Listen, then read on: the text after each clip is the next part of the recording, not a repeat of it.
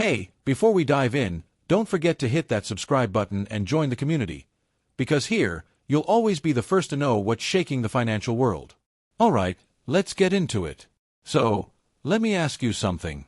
Have you noticed how lately, every time you scroll online, there's some kind of breaking story about trade, shipping, tariffs, or supply chains? It feels like everyone suddenly became an expert on global trade, right? But here's the thing. Most people are just scratching the surface. What's really going on behind the scenes is way bigger and way more complicated.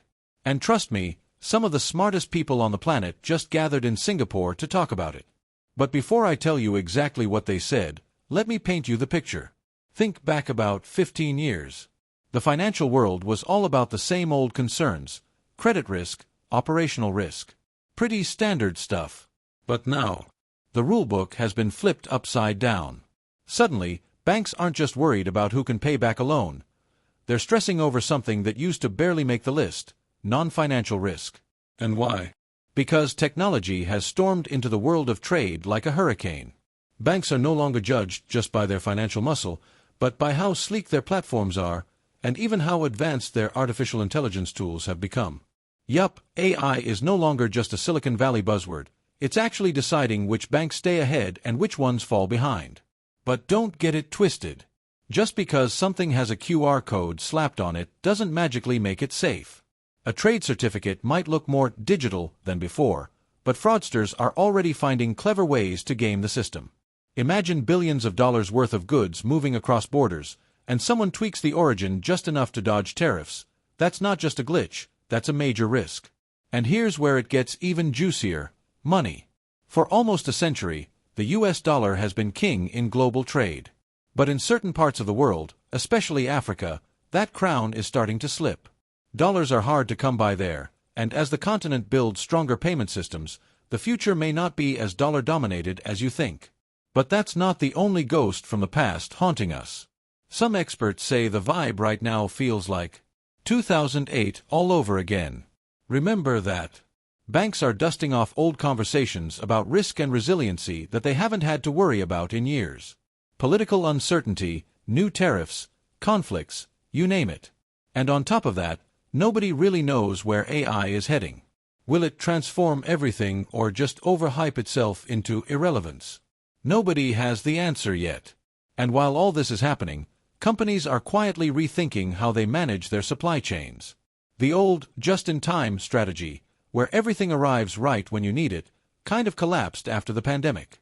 Now, inventory management is becoming a weapon, and banks are rushing to provide new financing tools to keep up. Technology, once a shiny add-on, is now baked into everything. Some companies are ahead of the curve, others are still crawling. And here's the funny part: we're still at the very beginning of digitizing trade documents.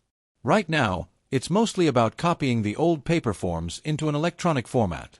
But the real game changer will be when we stop mirroring paper and start moving pure data.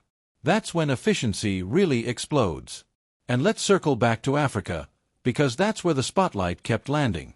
This continent is buzzing with potential. It's not just about exporting raw materials anymore.